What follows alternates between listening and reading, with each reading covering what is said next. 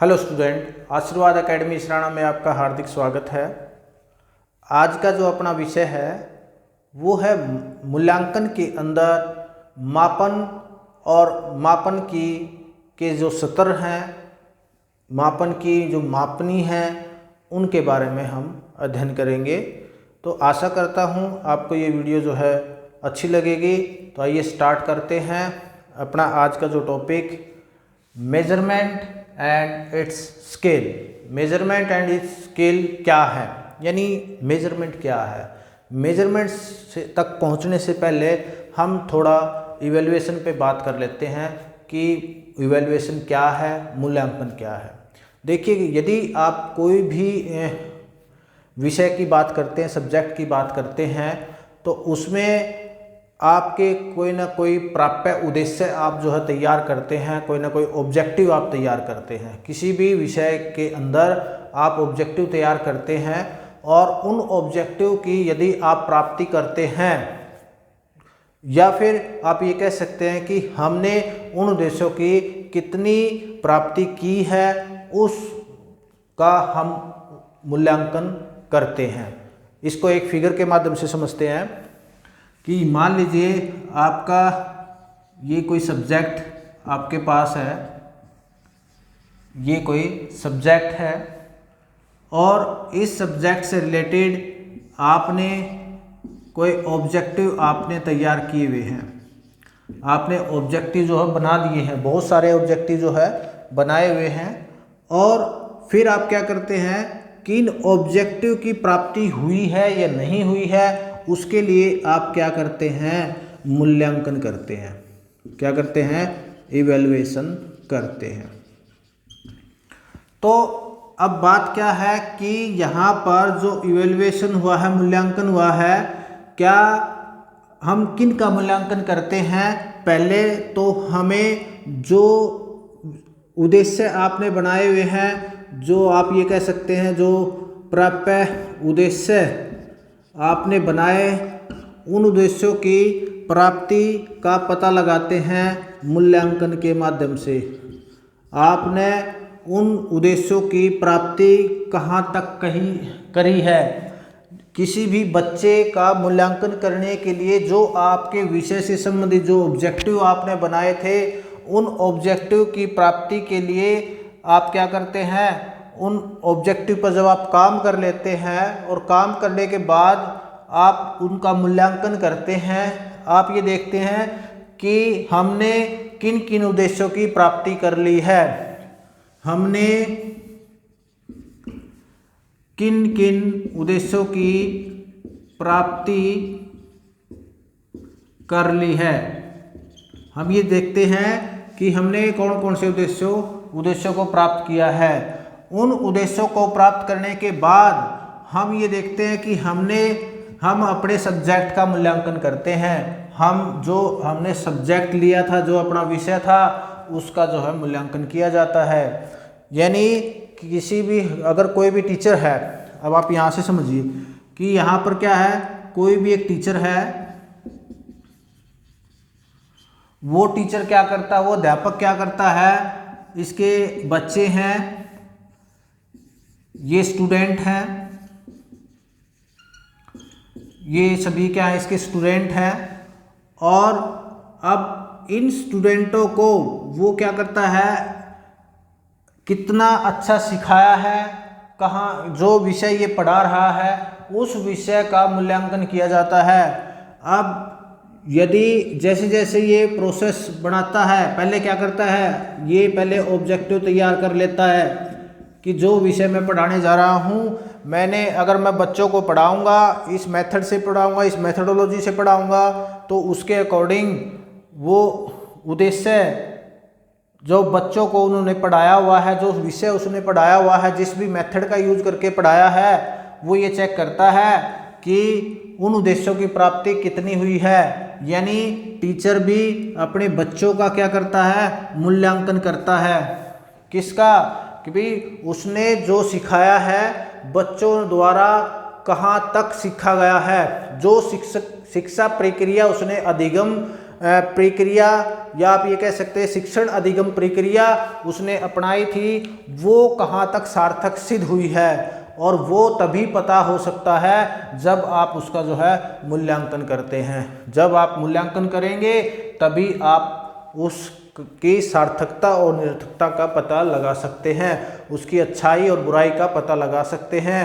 यदि सबसे पहले हम क्या करते हैं कि हम अपने विषय के से संबंधित, देखिए जब भी आप कोई भी आप अपना टॉपिक आप लेते हैं, आपके पास एक टारगेट होता है। जब तक आप उस टारगेट को लेकर नहीं चलेंगे, और टारगेट इन द सेंस कि जो आपके ऑब्जेक्टिव हैं, जो आपके ऑब्जेक्टिव हैं, जब तक आप उन ऑब्जेक्टिव पर काम नहीं करेंगे तो आप उसका जब मूल्यांकन आएगा वो आपका सार्थक नहीं हो सकता, वो प्रभावशाली नहीं हो सकता। उसके लिए आपको आवश्यकता है उचित मार्गदर्शन की, उचित उद्देश्यों की, और उस पर जो है उचित जो शिक्षण विधियां हैं, जो प्रविधियां हैं, जो सिद्धांत हैं, जो कसौटियां हैं, उन पर जो तथ्य हैं, उन पर जो है सही दिशा में काम हो, और तभी उन बच्चे का जो है मूल्यांकन सही दिशा में हो सकता है।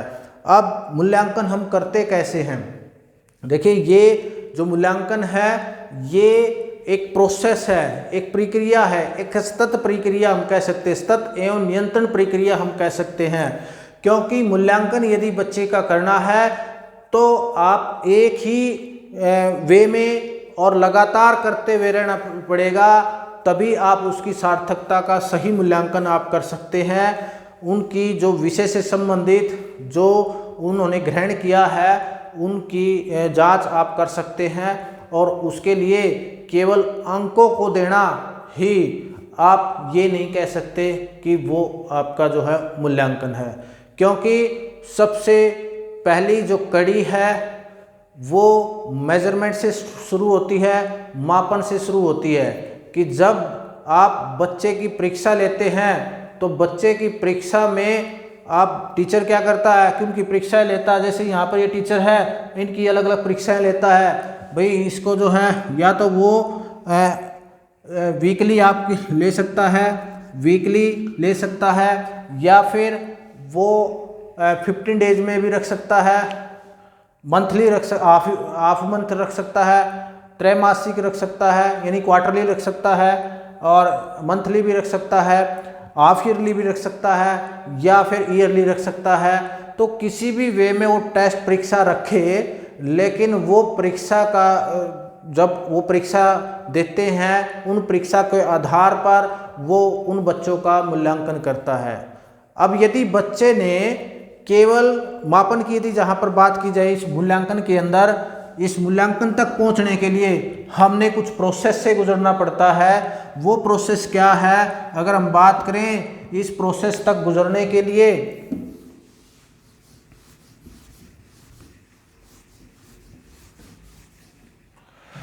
देखिए हमारा मेन उद्देश्य क्या है? मूल्यांकन करना है, मूल्यांकन तक पहुंचना है। मूल्यांकन तक पहुंचने के लिए हमने क्या करना पड़ेगा?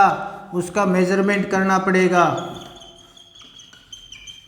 बच्चे का क्या करेंगे हम? मेजरमेंट करेंगे। मेजरमेंट करेंगे तो फिर हम क्या करेंगे? उसका आपने असेसमेंट करना पड़ेगा, यानी आप यहाँ पर क्या है? मापन करना पड़ेगा, मापना पड़ेगा। अब वो मापते कैसे हैं? केवल और केवल अंकों के आधार पर, अंकों के आधार पर मापते हैं। असेसमेंट हम क्या करते हैं? इसमें अंकों और अंकों के अर्थ के आधार पर, अंकों के अर्थ के आधार पर हम जो है मापते हैं। उसके बाद हम क्या करते हैं? वैल्यू जजमेंट करते हैं। वैल्यू जजमेंट किया जाता है, यानी मूल्य निर्धारण किए जाते हैं, मूल्यों का निर्धारण किया जाता है, मूल्यों का निर्णय लिया जाता है। जब आप इन सभी चीज़ों का आप प्रोसेस से गुजरते हैं तब आप ये कह सकते हैं कि आपका जो है मूल्यांकन हुआ है। आप जो है बच्चे का जो है मूल्यांकन आपने सही दिशा में जो है किया है। तो यहाँ तक पहुँचने के लिए सबसे पहली जो निचली स्तर की जो कड़ी है वो हम लेते हैं पहले मेजरमेंट को। आइए मेजरमेंट को समझते हैं, मेजरमेंट क्या है और इसकी जो मापन की जो मापनियाँ हैं वो क्या क्या हैं, आइए देखते हैं। इस प्लीज मापन की यहाँ पर हम बात करते हैं कि मापन क्या है। देखिए, जब आप कोई भी आपके पास जो है कोई नियम दिए हुए हैं, उन नियमों के आधार पर और कुछ सिद्धांतों के आधार पर आप बच्चे का केवल और केवल मात्रात्मक जो है रूप दे देते हैं, उसको जो है मात्रात्मक रूप दे देते हैं, यानी केवल संख्या के आधार पर उसका जो है रिजल्ट आप बताते हैं, परिणाम आप बताते हैं, तो ये आप क्या कहलाता है, मापन कहलाता है। यानी कुछ घटनाएं हैं या फिर कुछ वस्तुएं हैं, कुछ वस्तुओं घटनाओं को आप केवल और केवल संख्यात्मक रूप दे कर उसका परिणाम बताना, वो आपका क्या कहलाता है, मापन कहलाता है। अब मापन में कौन कौन सी विशेषताएं होती हैं। सबसे पहले जो विशेषताएं हम बात करें, वस्तुओं को श्रेणी में व्यक्त करना है। वस्तुओं को श्रेणी में व्यक्त करना क्या कहलाता है, मापन कहलाता है। पहला पॉइंट हम यहाँ लिख लेते हैं, मापन की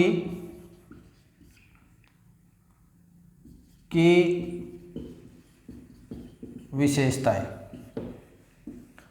मापन की विशेषताओं की यदि हम बात करें तो वस्तुओं को श्रेणी में व्यक्त करना,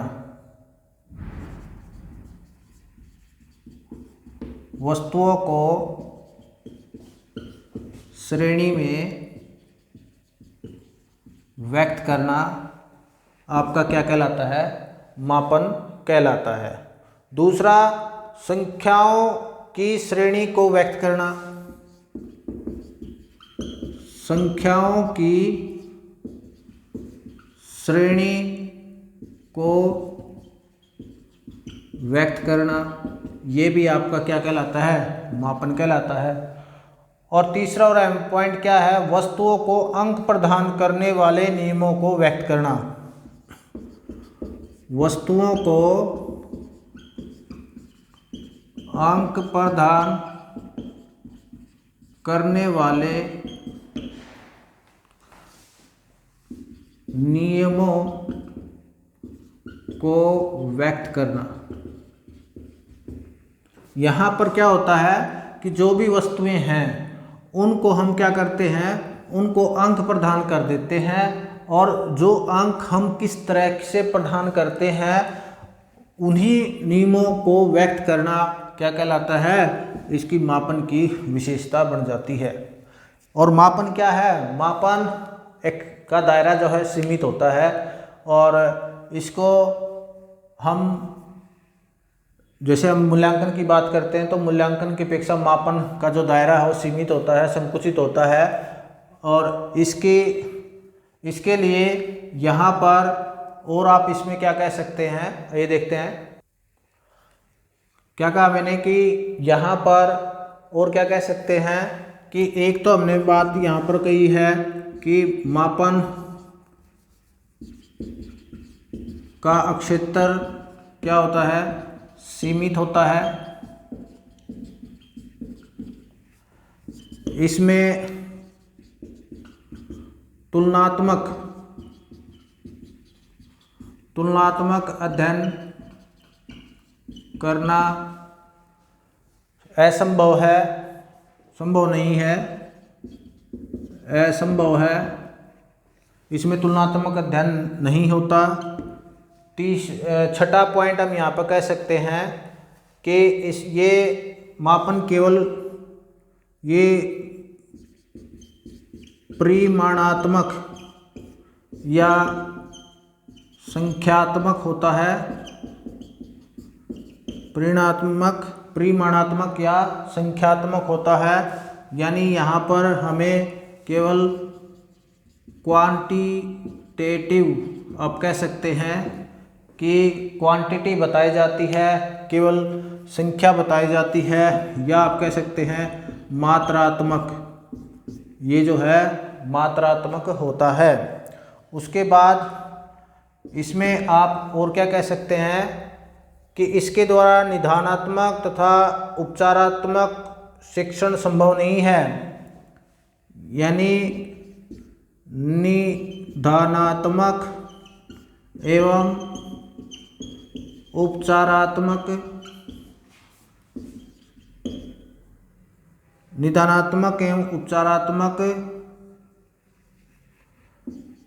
शिक्षण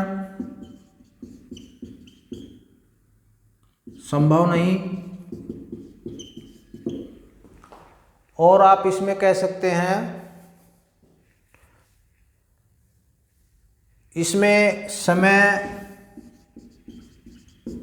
श्रम व धन अधिक नहीं लगता। तो कुछ ऐसी विशेषताएं हैं इसकी जिसके अंदर जो है मापन होता है, कि मापन को हम जो है अंडरस्टैंड कर सकते हैं। और यानी यहाँ पर जो जो विशेषताएं बताई हैं, वस्तुओं को श्रेणी में व्यक्त करना इसका उद्देश्य इसकी विशेषता है। संख्याओं की श्रेणी को व्यक्त करना विशेषता है। वस्तुओं को अंक प्रदान करने वाले नियमों को व्यक्त करना। और मापन का क्षेत्र सीमित होता है। इसमें तुलनात्मक अध्ययन करना असंभव है। परिमाणात्मक, संख्यात्मक, मात्रात्मक होता है ये। निदानात्मक, उपचारात्मक शिक्षण संभव नहीं है। और समय, श्रम और धन अधिक नहीं लगता। इसके बारे में मतलब आप यहाँ तक हमने जो ये बात समझी है कि मापन की विशेषताएं क्या क्या हैं। आइए इसके जो हमारा मेन टॉपिक रहा है, मापन के स्तर कौन कौन से होते हैं, उनके बारे में जो है डिस्कस करते हैं। मापन के स्तर की यदि बात की जाए, मापन को 4 सत्रों में जो है डिवाइड किया गया है। निम्न टू उच्च स्तर तक जो हम इसको कह सकते हैं कि निम्न श्रेणी से लेकर उच्च श्रेणी तक जो है इसको मापा जाता है। अब वो निम्न श्रेणी में कौन सा मापन आता है और उच्च श्रेणी में कौन सा मापन आता है, इसे हम एक ग्राफ से समझते हैं। सबसे पहले निम्न स्तर की बात की जाए तो मैं नीचे से बनाना स्टार्ट कर देता हूँ कि निम्न स्तर में आपका आता है नॉमिनल स्केल। नॉमिनल स्केल सबसे पहले आपका आता है, जिसको हम बोलते हैं शाब्दिक मापनी। शाब्दिक मापनी आप इसको जो है कह सकते हैं। दूसरे, ये सबसे निम्न स्तर में आता है। निम्न श्रेणी के मापनी है का स्तर है ये। सबसे निम्न स्तर में आप इसको जो है माप सकते हैं। और इसमें मापन के लिए प्रश्नावली और निरीक्षण जो है तैयार कर लिए जाते हैं। और जब भी इसका मापन किया जाता है किसी भी वस्तु का, घटनाओं का या विशेषताओं का, आप शब्दों में इसको जो है इसको मापते हैं। और उनके आधार पर किसी भी प्रश्नावली को बनाकर या निरीक्षण के द्वारा इसको मापा जाता है। इसलिए इसको जो है निम्न श्रेणी में जो है लिया जाता है। और ये जो श्रेणी है ये बहुत ही यानी निम्न स्तर की मापन है, यानी मेजरमेंट का जो है स्तर है। दूसरे यदि स्तर की बात की जाए, दूसरे स्तर के अंदर दूसरा जो स्तर है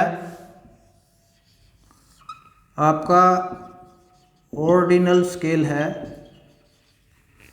ऑर्डिनल जो स्केल आपका ये ऑर्डिनल स्केल में आता है, जिसमें क्रम सूचक इसको बोलते हैं, या क्रमिक मापनी भी इसको बोला जाता है। तीसरे की यदि बात की जाए, तीसरे स्केल की यदि बात की जाए तो तीसरे स्केल में इंटरवल स्केल आता अपना। इंटरवल स्केल है, यानी आंतरिक मापनी, जिसको हम बोलते हैं आंतरिक मापनी या अंतराल मापनी आप कह दीजिए। यहाँ पर अंतराल मापनी आप कह सकते हैं, अंतराल मापनी आप कह सकते हैं। और उसके साथ साथ जो है आपका फोर्थ जो है आपका वो बन जाता है रेसो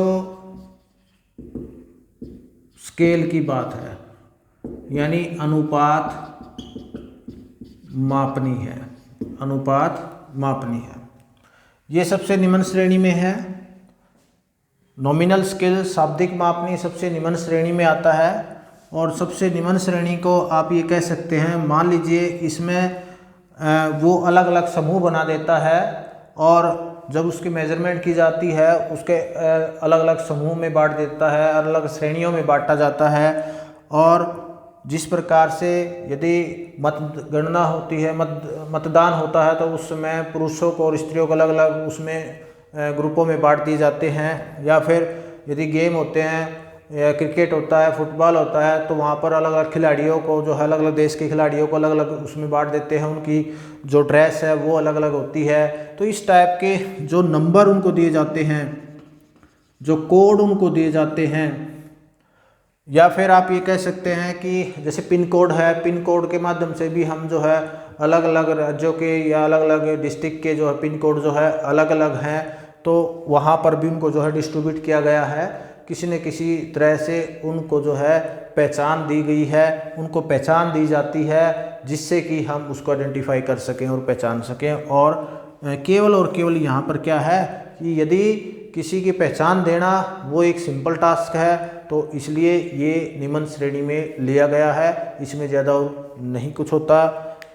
क्रम सूचक या क्रमिक मापनी की यदि बात करें, क्रमिक मापनी यानी रेटिंग स्केल, इसके अंदर क्या होता है कि खिलाड़ियों को एक क्रम में हम, ये क्या है, इससे ऊपर ले स्टेज में आता है।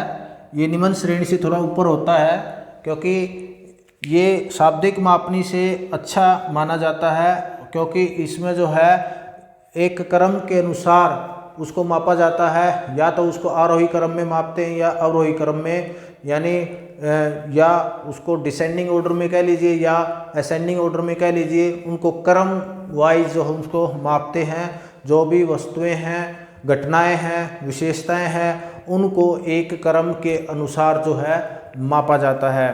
तो इसलिए इसके अंदर जिस तरह से हम किसी को लिख देते हैं भाई प्रथम स्थान प्राप्त किया है, या द्वितीय है, या तृतीय है, तो इस तरह के उनको जो है ये क्रम जो है दे दिए जाते हैं।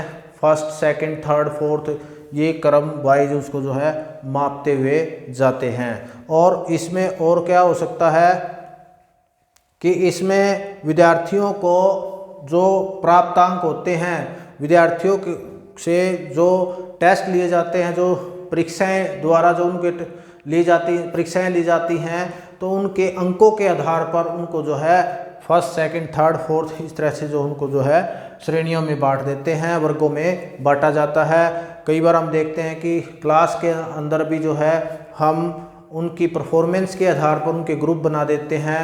ये ए ग्रुप, ये बी ग्रुप, ये सी ग्रुप, या फिर उनकी कक्षाओं को भी, उनके सेक्शनों को भी जो है इसके अकॉर्डिंग जो है क्रम वाइज जो है उसको मापते हैं। उनकी परफॉर्मेंस के आधार पर जो है मापा जाता है। और क्या हम कह सकते हैं, इसमें हम क्रम देते हैं जिस प्रकार से कोई भी बच्चा है, यदि वो बहुत अच्छा है, या कोई लड़की है वो अच्छी है, सुंदर है, तो उनके आधार पर भी वो बहुत सुंदर है या कम सुंदर है।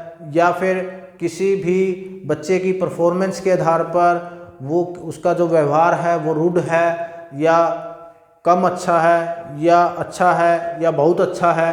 तो इस तरह से उनको जो है क्रमों में बांट दिया जाता है, जिसको हम क्रमिक मापनी कहते हैं।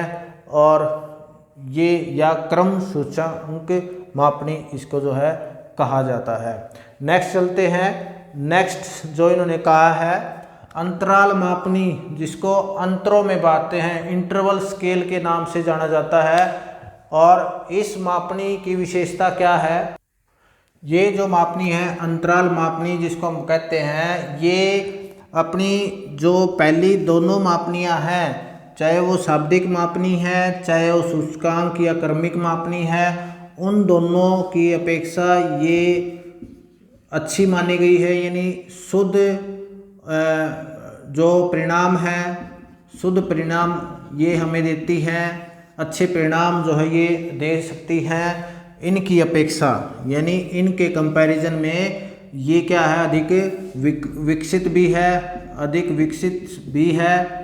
ये जो अंतराल मापनी है ये क्या करती है, ये दो जो श्रेणियां हैं उनके मध्य अंतर को बताती हैं। जिस प्रकार से अगर यहाँ पर हम देखते हैं कि किसी भी फ़ारेनहाइट और थर्मामीटर के अंदर जो है, जो उनके पैमाइश आप करते हैं, उसमें फ़ारेनहाइट या थर्मामीटर के अंदर जो मापन होता है वो 98 डिग्री से 108 डिग्री तक माना जाता है, यानी होता है। अब जो अंतर, जैसे कि इसके नाम से ही क्लियर है, अंतराल मापनी है, यानी दो इकाइयों के मध्य का अंतर बताती है। दो इकाइयों के, आप ये लिख सकते हैं, दो इकाइयों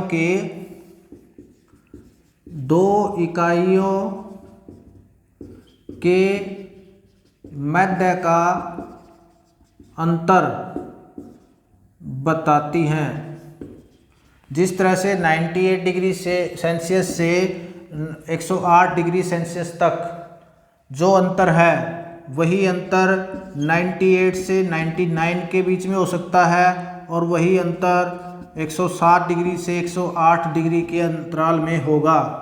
या फिर आप बीच में भी आप कोई भी ले सकते हैं, 99 से 100 तक आप ले सकते हैं। जो अंतर इनमें है वही अंतर जो है आगे इन सभी में होगा। यानी आप जो भी इकाई लें, दो इकाई लें, दोनों इकाइयों के मध्य का उनके बीच का जो अंतर होता है सॉल्व करते हैं, उन अंतर को ये प्रदर्शित करती है। नहीं, यदि कोई दो घटनाएं घटी हुई हैं और उनके अंदर क्या समानता है, क्या विषमता है, जो जिसके माध्यम से हम उन दोनों घटनाओं का विश्लेषण कर सके, और उनके विश्लेषण करने के बाद जो है हम उसके परिणाम की जो है जांच कर सके, तो ये चीज़ें जो है मापन के अंदर जो है की जाती हैं।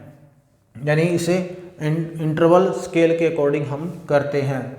और रही बात आपकी, यदि हम लास्ट और सबसे महत्वपूर्ण और सबसे अच्छा जो माना गया है, अनुपात मापनी को माना गया है, रेशो स्केल को माना गया है। आज के समय रेशो स्केल, अनुपात मापनी जो है ये सबसे अच्छी मापनी जो है मानी गई है। इसमें तीनों शाब्दिक मापनी और क्रमिक मापनी और अंतराल मापनी का समावेश होता है। यानी तीनों का समावेश होता है, इसमें तीनों समाई हुई है इसके अंदर। अनुपात मापनी के अंदर जो है शाब्दिक मापनी, क्रमिक मापनी और जो अंतराल मापनी है या आंतरिक मापनी है, तो वो आप इसको अंतराल मापनी कहेंगे। तो ये तीनों की तीनों जो है इसके अंदर जो है समाई हुई है। ये कहते हैं कि ये क्या है, एक ये मापनी जो है निरपेक्ष शून्य बिंदु है से स्टार्ट होती है और अंत तक जो है ये चलती है। एब्सोल्यूट जीरो कहा है इसने, कहा इसमें कि ये जो मापनी है ये निरपेक्ष शून्य बिंदु है। इसको जो है निरपेक्ष शून्य बिंदु जो है कहा है। निरपेक्ष शून्य बिंदु इसलिए कहा है क्योंकि ये मापनी प्रारंभिक बिंदु से स्टार्ट है। निरपेक्ष बिंदु का मतलब क्या है कि जब मापन जो है अपना प्रारंभिक बिंदु से आरंभ हो तब हम उसको जो है निरपेक्ष बिंदु कहते हैं। तो यहाँ पर क्या है कि इस अनुपात रेशो स्केल में हम क्या करते हैं कि अपना जो मापन होता है वो स्टार्टिंग बेस से चलता है, और बेस से चलता चलता हम उनकी विशेषताओं, वस्तुओं को, घटनाओं को, उनकी विशेषताओं को अलग अलग रूप में हम शब्दों में उसका मापन करते हैं। हम उसके क्रम वाइज उसका मापन करते हैं। हम उनके अंतराल में दो बिंदुओं के बीच का अंतर देखकर हम करते हैं, और तब जाके हम उनका जो है एक अनुपात बनाकर हम उनका जो है अध्ययन किया जाता है, जिसके माध्यम से अपना जो मापन का ये स्तर है ये सबसे उच्च स्तर में जो है लिया गया। और इसमें और क्या विशेषता होती है, देखिए अनुपात मापने के अंदर जो है हम ये कह सकते हैं कि इसके जो रिजल्ट आते हैं ये वस्तुनिष्ठ है। ये मापन जो है वस्तुनिष्ठ है, इसके अंदर जो है विश्वसनीयता है। इस मापन के अंदर जो है विश्वसनीयता पाई जाती है, और इसके अंदर जो है वैज्ञानिक ढंग से हम इसको जो है वैज्ञानिक ढंग का जो है प्रयोग करते हैं। यानी जो मापन अपना वस्तुनिष्ठ हो, विश्वसनीय हो, वैज्ञानिक ढंग का यूज किया गया हो, तो इट मीन्स हम ये कह सकते हैं कि वो जो है एक अच्छी विधि है। इसमें अपने जो परिणाम आते हैं वो एग्जैक्ट आते हैं। इसमें जो परिणाम होते हैं वो एग्जैक्ट होते हैं, एक्यूरेट आप कह सकते हैं, एक्यूरेट होते हैं। एक्यूरेट आपके रिजल्ट जो है एक्यूरेट होते हैं, शुद्ध होते हैं, जिसको आप कह सकते हैं शुद्ध परिणाम जो है इसमें जो है निकलते हैं। जिस परिणाम को लिया गया है, जिस परिणाम के लिए आप जो है लेना चाहते हैं, यानी जिसके लिए आपने ये मेजरमेंट किया है, वो मेजरमेंट सार्थक सिद्ध होता है। और दूसरी बात, इस मापन के अंदर यदि आप कोई भी दो इकाइयों का अनुपातिक तरीके से उनके अंदर बीच का जो है अंतर जो है आप निकाल पाते हैं, उसको दो इकाइयों के अनुपात की जांच आप कर सकते हैं। उसके साथ साथ ये जिस तरह से किसी भी इकाई का यानी वस्तुओं का भार आपने निकालना है, आयतन आपने निकालना है, तो उस प्रकार से आप इस विधि का, इस मापनी का प्रयोग करके ये चीज़ें आप जो है निकाल सकते हैं। आप किसी का जो ताप क्रम है या भार है या आयतन है वो आप यहाँ पर जो है निकाल सकते हैं। तो यहाँ पर जो अपनी मापन की जो मापनी है, मैं दोबारा रिपीट कर देता हूँ कि मापन की जो मापनी है वो अपनी 4 है, और चारों तरीके से आपने इसका जो है 1 बाय 1 सबसे पहले आप नॉमिनल स्केल कहेंगे जो कि निम्न श्रेणी का है। इसमें केवल जो भी वस्तुएं हैं, घटनाएं हैं या विशेषताएं हैं किसी भी मापन की, तो वो केवल नंबरों में आप, संख्याओं में आप या कोड देकर या आप उनकी श्रेणियों को बताकर आप एक तरह से उसकी पहचान बनाकर आप उसका मापन करते हैं। जिस तरह से मैंने खिलाड़ियों का एग्जाम्पल दिया था, या फिर क्रिकेट जो खेलते हैं या जो किसी भी तरह का फुटबॉल वगैरह खेलते हैं तो उसका एग्जाम्पल दिया था, या फिर मतदान का एग्जाम्पल दिया था कि पुरुषों और स्त्रियों को अलग अलग श्रेणियों में बांट देते हैं। तो इस तरह से, या फिर कक्ष के अंदर जो है टीचर जब लड़कियों और लड़कों को अलग अलग ग्रुप में बांट देना, तो इस तरह से उनको ग्रुप दे देते हैं और उनको एक आइडेंटिफिकेशन दे देते हैं, और इसमें केवल वही चीज़ होती है। क्रम में क्या होता है, ऑर्डिनल स्केल में क्या होता है, उसको क्रम वाइज दे देते हैं, क्रम में बांट देते हैं कि आप किसी भी वस्तुओं, घटनाओं को क्रम दे देते हैं। उनको जिस प्रकार से अगर बच्चों के कोई टेस्ट लिए हैं टीचर द्वारा, तो उनको वो उनके टेस्ट की परफॉर्मेंस के आधार पर उनको क्रमों में बांट देता है। इसको फर्स्ट, सेकंड, थर्ड, फोर्थ, इस तरह से जो है उनकी परफॉर्मेंस के आधार पर उसको दे देता है। और इसका जो मापन होता है वो या तो आरोही क्रम में होता है या अवरोही क्रम में होता है, या तो वो आप ये कह सकते हैं असेंडिंग ऑर्डर में देंगे, क्रम में देंगे, या फिर डिसेंडिंग क्रम में आप देंगे। और अंतराल मापने में क्या है कि ये इन दोनों मापनियों की अपेक्षा यानी शाब्दिक मापनी या सूचकांक क्रमिक मापनी की अपेक्षा इसके परिणाम जो है अच्छे आते हैं। तो इसलिए इसको अंतराल मापनी कहते हैं कि दो श्रेणियों के मध्य का अंतर आपको बता पाने में जो है ये सक्षम होती है। अब यहाँ पर दो श्रेणियों इन द सेंस कि यदि आपके पास दो ग्रुप हैं, दो सेम ग्रुप अगर आप लेते हैं, उनके बीच में क्या क्या डिफरेंस आया हुआ है, क्या क्या अंतर है, तो वो आप अंतराल में आप कह सकते हैं। या फिर आप काउंटिंग आप दे सकते हैं कि यदि आपको 20 से 25 जाना है या फिर आपने जो है 30 से 35 का अंतर आपने बताना है, तो यहाँ आप ये कह सकते हैं कि इनके बीच का अंतर जो है वही 4 है, इनके बीच का अंतर भी वही 4 है। तो मतलब आप एक वर्गों में बांटकर आप उनके अंतर को बता सकते हैं। या फिर जो मैंने एग्जांपल दिया था कि यदि जो फ़ारेनहाइट है या थर्मामीटर है, तो उनमें आप आमतौर पर आप देखते हैं कि वो 98 डिग्री सेल्सियस से 108 डिग्री सेल्सियस के बीच में होता है। तो इसके वर्ग आप बना सकते हैं कि इनको अलग अलग तरह से बांट सकते हैं। 99 डिग्री से 108 डिग्री 100 डिग्री या 98 डिग्री से 99, 107 डिग्री से 108 डिग्री, इस तरह से आप यहाँ पर लिख सकते हैं इसको। 99 डिग्री से 100 डिग्री सेल्सियस आप यहाँ पर देख सकते हैं। ये हो गई अंतरों में बांटना। और अनुपात मापनी क्या होती है, रेशो स्केल में क्या होता है कि इसके जो रिजल्ट होते हैं वो तीनों की अपेक्षा शुद्ध होते हैं और विकासशील होते हैं। और आप ये कह सकते हैं कि इसके अंदर यानी शुद्ध होते हैं, एग्जैक्ट होते हैं, एक्यूरेट होते हैं। और इसके अंदर जो तीनों मापनियां हैं उनकी विशेषताएं जो है इसके अंदर समाहित होती हैं।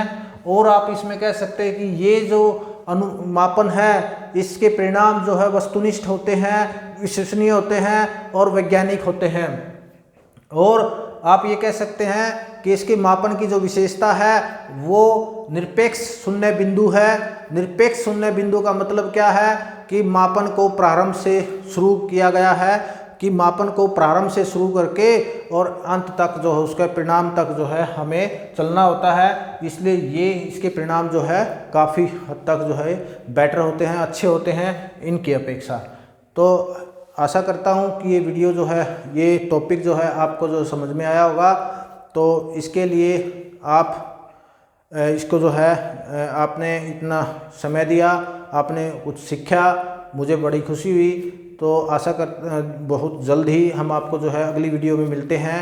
तब तक के लिए जो है थैंक यू, धन्यवाद। और आप जो है वीडियो को लाइक कीजिए, शेयर कीजिए और अपने दोस्तों तक जो है इसको पहुँचाइए और चैनल को सब्सक्राइब कीजिए। धन्यवाद।